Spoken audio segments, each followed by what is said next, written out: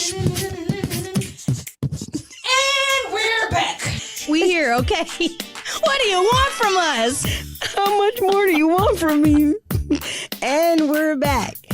Hello, girls. We're back. And we're back. We're back.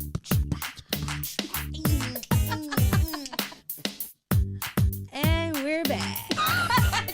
Welcome back. Welcome back. Welcome back. Cha-cha-cha. Hey, y'all. It's your girl, Taylor. And Toya. This is the Hoaux Bag. Be sure to subscribe to our podcast on your favorite streaming platform and follow us on Twitter and Instagram at _Hoaux Bag. That's _HEAUXBAG. Keep up with our shenanigans. Bye. Bye. And we're back. And we're back reporting live with Jack Freeman today. This is episode 62, and he's on his bullshit because his edible just kicked in. Sideshow Bob, how you feel? What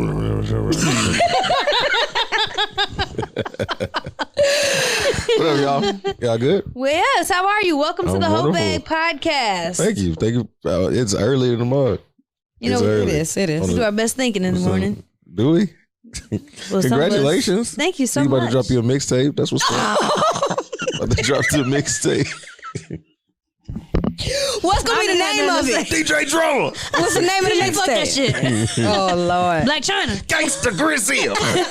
Oh, my God. You got a name in Black China. Tiger and Rob. So, real quick, we're going to do an introduction. So, we met Mr. Jack Freeman at our live show way back What was it for? What was it called?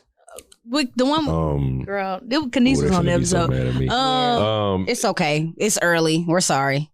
It is. It was a fashion show. It was a fashion show. He was coming in looking dapper and funny as hell. And like, we just made the connection. And so we've been wanting to get him on. And we thank you for coming on. So, what do you do? Because we don't know. I thought you was a comedian. I am a gospel tap dancer, humble servant of the Lord. See, this nigga lying. Between him and Kanice, I can't.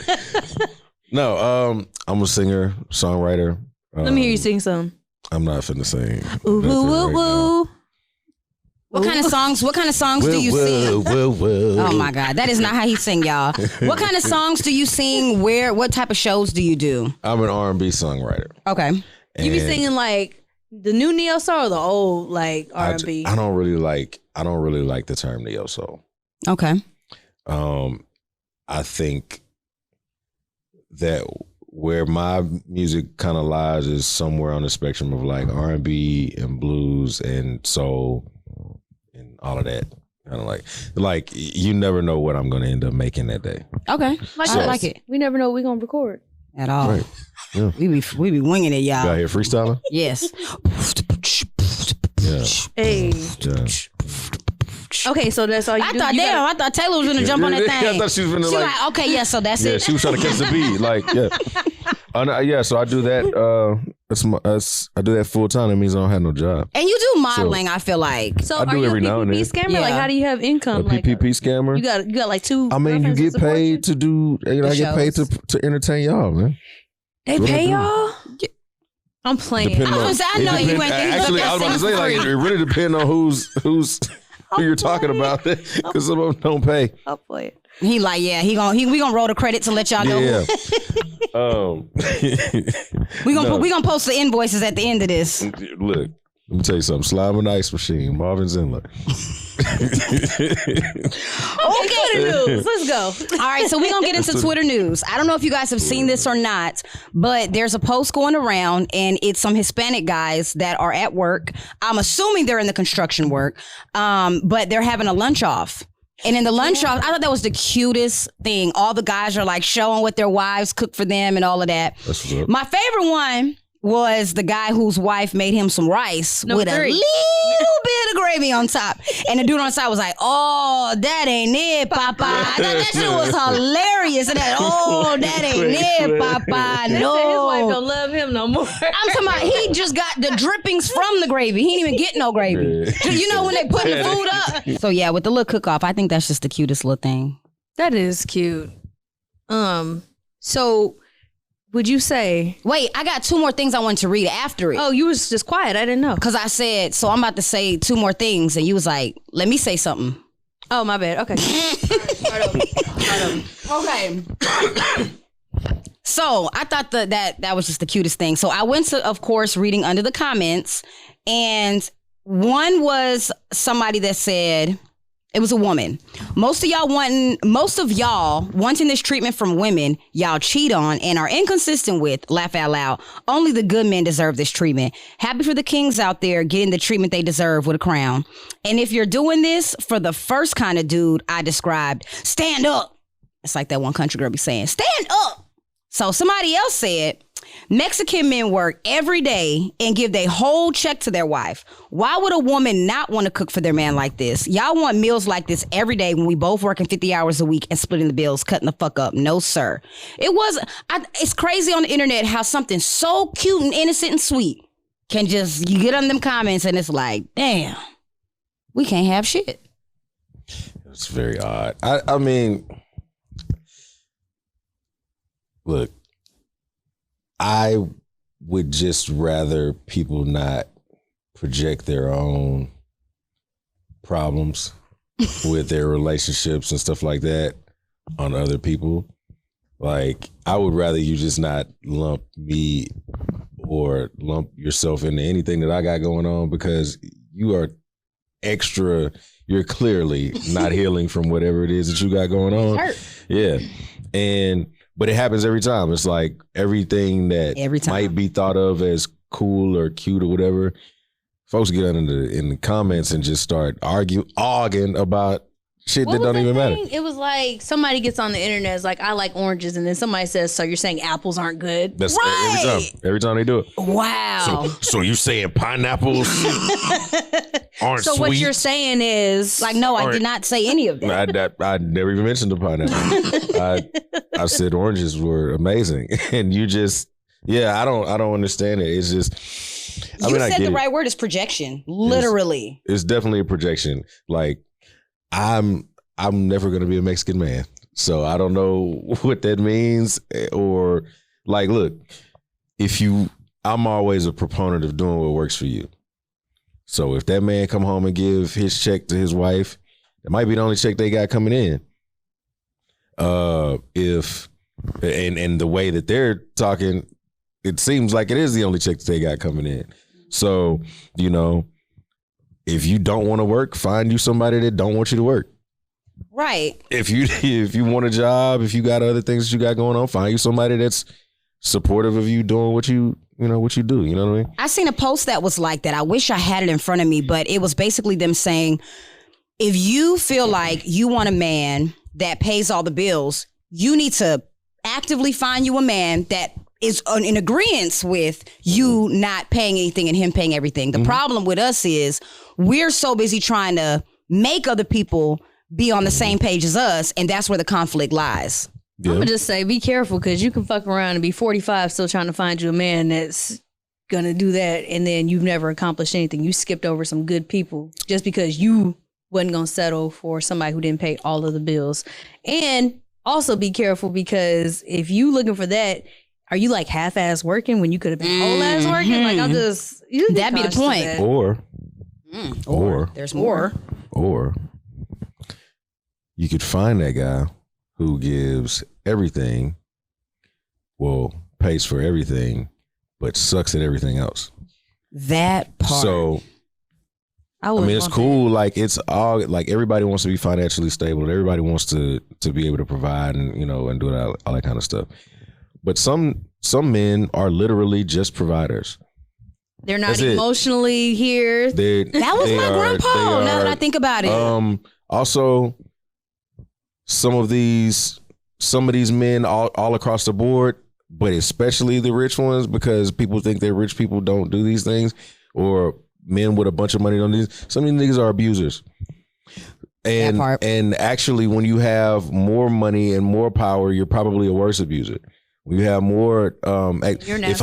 If I'm controlling everything, and I have that abusive trait in me, there's nothing you can do that I don't approve. Ooh. If I'm the abusive guy that I see because I know some rich abusive ones.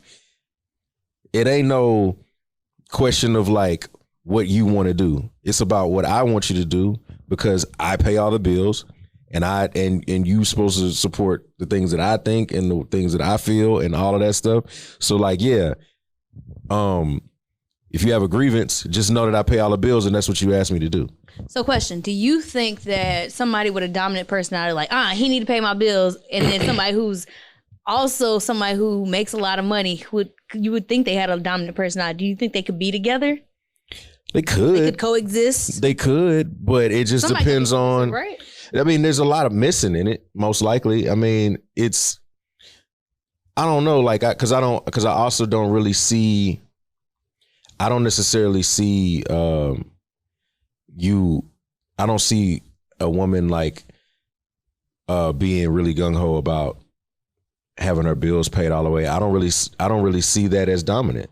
I agree. I don't see if you're a dominant woman, you're not really out here actively searching for a man to pay all your bills. Yeah. You already do it. Well, you're independent dominant woman. Dominant personalities like, you need to do this. And like, cause you see that, but it's like, sis, you're not coming off like, you're not going to, I don't think they could find that type of man. Do you think they're saying that, or do you think that they're saying, I need you to be dominant so that I could be submissive? Because I think that like, if you really don't want to contribute to the household and financially, I guess we'll say that, you are kind of giving up a lot of things, because I mean, it's just like anything else. It's marriage in itself is a business in the first place. Yep. It's a business transaction for the most part. Even if down to it, it's just like we're in love, but I want to make sure that if anything happens to me, that my kids and my wife can, that's the business transaction of it. But some people actually are like marrying as business transactions. Absolutely. Like real business transactions. So, but in a business transaction, if I own the team and I finance the team, I can cut and sign whoever I want to sign. Facts. Right? And you don't have any say. I didn't ask you if I was redoing the walls. I'm redoing the walls because I'm paying for it. You know what I'm saying? You do lose a lot of your own independence when you submit to somebody else that's financially, that's over the finances. Unless you have somebody that's like, all right, you have to have your agreements. It's all on the spectrum. So it's like, okay, look, I'm gonna pay all the bills, but I need you to kind of handle some of the home stuff, or like with my parents, right? In our family, my mom was literally just HR a lot of the time. So like, when we want to know about our insurance, call mom. That was on Mary J. Blige song. For how many years I was your secretary, working every day of the week. Yes, that song. Yeah, but like, and she works. You know what I'm saying? But she also worked in HR. Mm-hmm. So like, my dad was the breadwinner, but it was two incomes in the house, because my mama likes stuff. You know what I'm saying? So like, it's, we can do this, but also it would help if there's another income in there. And plus, I just be wanting women to like have whatever their ambitions are and they go chase them. Like, you don't have to like don't chase me. I think that would be very boring for a man. And that's the part that I don't get. The men that have all of this money, and then the perspective of the woman that wants the guy with all the money, her focus is so busy chasing the man that she's not chasing her whatever. We don't know what the hell she like to do besides go to the club and get dressed up and go get surgeries or whatever to attract those type of men. So then now once you get him, girl, what is it that you want to do? Like, the dude's still going to be him. He's still going to be an entertainer or a basketball player or whatever. And now you're never going to fully be fulfilled because, now you got the man. And he ain't never gonna fully be fulfilled because now he got you and you cute, but what else do you bring to the table? You gotta blame that on parenting, because like a lot of people raise women to be like, oh, you're gonna be a wife. I don't blame parenting. I blame it on parenting, because they tell these kids like, make sure you're good enough. I know a lot of women like that are literally bred like, make sure you know how to cook, clean, but also make sure you're smart enough. And like, so their whole goal is like, I need to be married. I know so many accomplished women that they value their life because they're not married right now. And like, they feel like they have nothing else to offer. Like, I'm not married, I don't have kids. And it's like, girl, you're doing way better than half these bitches out here that are married and have kids. But like, they really feel like, because their parents told them that's what they need to do. So like, when they meet these men, they're just like, oh yeah, I know how to cook. I know how to clean. I know how to suck dick real good. And it's like, okay, but what else is inside your brain? Like, why don't you bring that to the table first? I see it all the time. I think, obviously, all types of people on all types of spectrum get chose some kind of way. And I know what I would prefer. But I think that like there's a lot of men that don't really think. Oh, we know that. So I'm just thinking with my dick. They not really, that shit dumb. That shit dumb. Shit is dumb. They're not really thinking, and they're not really, they're looking at it as, some men look at you guys as a service to them. Mm-hmm. So, everything that I'm asking for, I need to have that from that's the way they kind of look at it. And I don't know, it's just, you find a chick because a woman because she look good, and that's what you want, right? Like she look good, and maybe she doesn't give or contribute anything else to the household, but she looks good. Mm-hmm. Or man, she be cooking for me and all that kind of stuff. But it's not really like there's really no like real connection there. And if there's no real connection there, then it's never gonna last. Yep.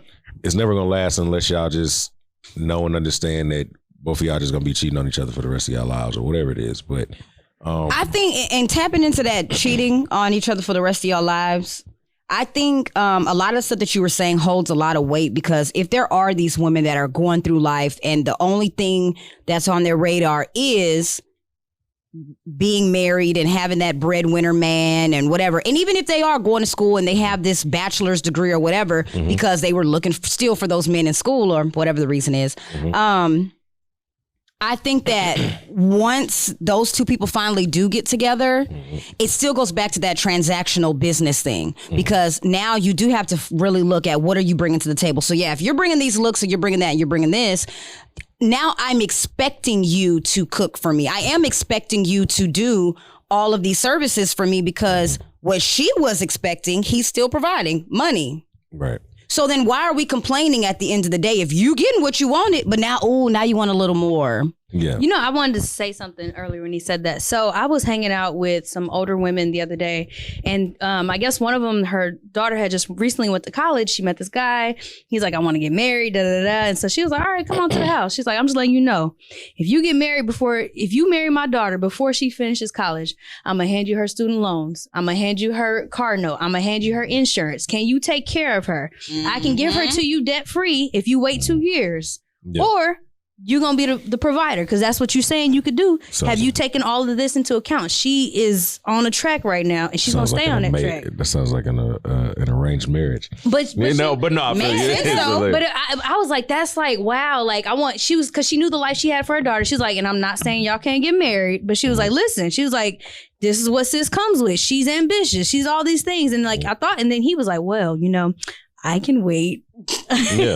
What's 2 years? Yeah, and I mean, but I like how the mom made it transactional is what I was saying, so that they could think about it. And then put a lot into perspective. And then in 2 years, like, I mean, what's the difference between now and in 2 years? Yeah, I think people got to do what's right for them, man. Like I don't think that a woman's like ultimate, the pinnacle of her life is being a wife and a mother. Like everybody don't want to do that. Yeah.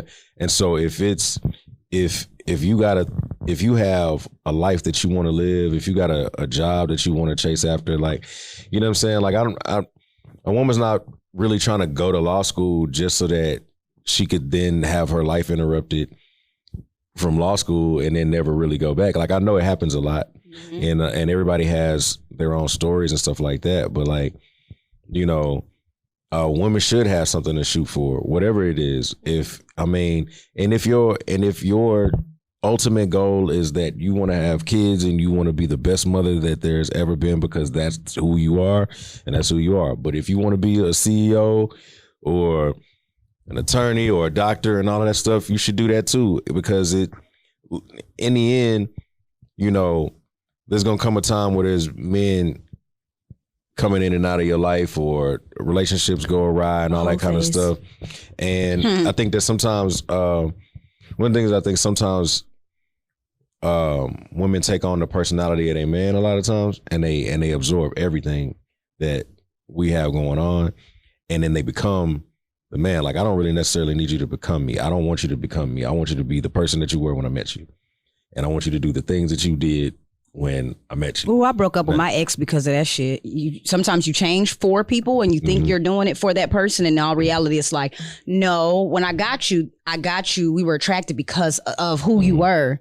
Sometimes you don't even really notice it. You don't. You really you realize you're like, if you like going out on dates and dinners and all that kind of stuff, and traveling and all that stuff, and then you look up a couple of years into this relationship and y'all haven't traveled, y'all haven't gone on a date, y'all haven't he didn't done want anything, to, or she didn't want to. and you be like, and you just like, damn, I just became like, I really like all the stuff I like to do, I didn't even do anymore. And then you realize, oh man, either something needs to change or we gotta. But you see that in a lot of women when you hear like all these stories, like, oh, you see it on TV a lot. The kids finally graduated, and the mom's like, oh, I'm Viv, I'm Bel Air.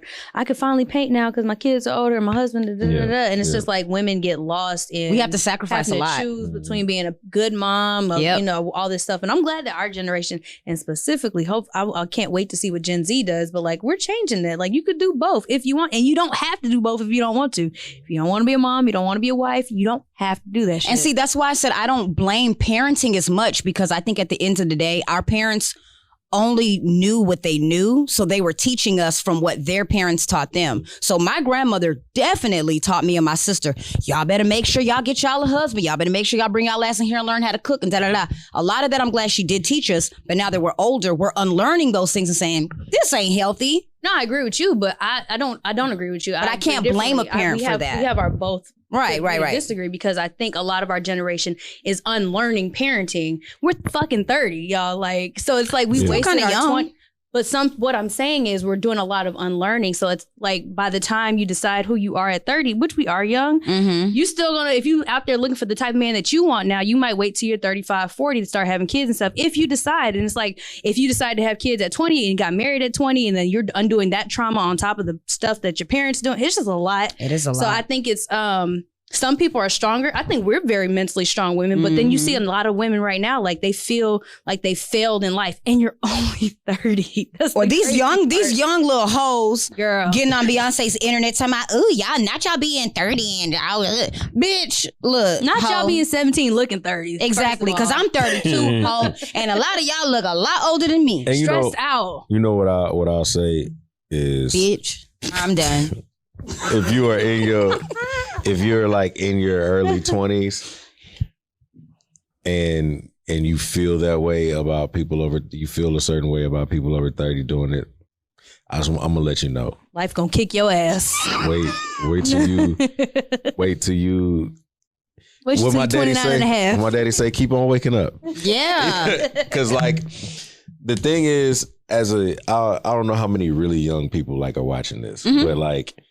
Our audience is 24 to 35. The thing that you will understand when you get to be 33 like me is that none of the things you thought you cared about at 24 even matter. And and it's like the only thing that probably should remain is whatever your passion is and your ambition is, if that's the thing that you really, really want to do. But a lot of the things that you think should be happening by the time you hit 30 are not gonna happen. And it's because you chasing after something that you really can't control. You can only control the way you respond to life and how things happen. Like, so many things can change within, if you're you said 24 to 30, what? 35. If you're 31 and you're the same person you were at 24, that's a damn shame. You've wasted 7 years. I was just going to say, change is inevitable. So I would hope you're always going to be changing. You're not still chase your dream. But damn, even at 18 and you are on the football team, there was a point in time when I was on Tinder. You was and I was swiping and left a lot. And I will see these dudes and they'll say, I wish. And they'll say, okay, yeah, I'm 36, retired football player. Bitch, from high school? You need to let that the CFL, the Canadian Football League. But I really would ask, like, oh, what team did you play for? Oh yeah, nigga used to play for so and so high school. Boy, I was an all-time champ. They're not really saying that, are they? In college, like, let that ship has sailed, big belly. Yeah, that's double cup. Yeah, I mean, I ain't seen a field in years. Man, I played, and I don't talk about it. I mean, no, like I'd when like people to hear ask it. what happened. So for me, like I've lived a lot of different, very random and ridiculous lives. Like it's You're been an a artist. ridiculous life. And That's what y'all do. But you know, I was saying that on Instagram the other day. It's like I'll be telling people stories about things that have happened, and I'll just be talking about it like it's normal. But like people be looking at me like I'm absolutely lying. Like I'm telling you, there's people in my life that knew me in all different eras of my life. So there's people out here that if we went somewhere, they walk up to me and say, "What up, Jack, man? Y'all know Jack, man? This dude was a track star in high school. This dude, man, I thought he was finna go to the NFL, you know, all that kind of stuff." And you'll be like, "Wait, what? You play Not this skinny jean R&B, nigga. These are not skinny jeans. These are relaxed fit. These are relaxed fit, and I have very athletic legs. So zoom in on the legs. No, you sound like Kyle from Living Single. I have very relaxed legs. not Kyle Barker. Not that nigga. It's a repairman, man. But no, it's just so many different like aspects of my life that people don't really. No, but like within that, I have all of these stories about things that have happened during the time, and people just be like, "What? like right. What do you mean you did this or you saw this?" But it's just weird. So I you know, that's another thing about relationships, and you know, I know that my personality is kind of big, or people think that my personality is really big. So a lot of the times, if it's kind of hard for someone who isn't a creative to like exist in the conversation a lot of times, because a friend might come in and be like, "Yo, Jack, you know, they want to talk to me about my thing." And I don't necessarily want to talk about my thing all the time because, you know, maybe my date is right here, or my girlfriend's right here. And she kind of, sometimes you feel like you have to kind of shrink yourself to just kind of like be around me and like, you know, support me. But I don't really need you to do that. I just want you to kind of like understand that I don't want to talk to these niggas either. So but that's how I be feeling. Hey, how's Houx Bag going? It's going good. Thanks, Sky. Yeah. Anywho, I just kind of want to transition into another little part for real, which is going to be a whole tip because we kind of got to go here. So with everything that was said, we've been talking for a long time. These guys ain't got no love for Dr. Dre and Snoop Dogg. No. Being with everything that we were talking about, I really like what you said about shrinking yourself. So can I start my whole tip first? Yeah, I don't have one today. You got to find a whole tip. Okay, my whole tip is going to be like, no matter what the other person has going on that you're dealing with, you really shouldn't try to shrink yourself to fit in their box. Because I know I have a large personality and I'm never going to shrink myself because the person that I attract may have an opposite personality from me and they may have some insecurities that they're dealing with. So they don't like me being friendly or they don't like this, they don't like that. That has nothing to do with me. If you're insecure and you don't like my big personality and the fact that every time I go out, somebody's going to know me and somebody's going to give me a compliment, that's on you, not on me. That's my whole tip, if that was a tip. Maybe that was just a jewel or a nugget. I like nuggets. Me too. Chick-fil-A. What's your whole tip? Chick-fil-A nuggets. I didn't know I was supposed to have a whole tip, but you gave a lot, honestly. Okay, here's a whole tip. Ladies, I'm gonna try to explain this very quickly so that they can. Okay, so you got like 1 minute. Here's how you dismantle a man, right? A lot of men, we just talked about, men are worried about the things they provide and the things that they do for women and the money that they have and all the stuff that they can do, right? Right. if you've ever played basketball, when you watch little kids play basketball, what's the one thing that kids typically can't do? Shoot, free throw, or dunk, dribble with their left hand. Okay. They can't dribble with their left hand. When they you know, if they're right-handed, they can't dribble with their left. If they left, they can't dribble with their right. So when you're playing basketball, all you do is jump on the right hand, make them switch. They're gonna bobble the ball anyway because they haven't learned how to dribble with their left hand. For men, providing and doing all of this money and, you know, all of that stuff, that's them dribbling with their right hand. Now, when you can tell them that that's not something that you necessarily need because you could do it yourself and all of that stuff, or that's not even what you're looking for, making them dribble with their left hand is them actually having to have a personality. And if you ain't got no personality, I mean, there's nothing that they can offer you. If they have no personality, if they don't know how to deal with conflict, if they don't know how to make you laugh, if they don't know how to talk about,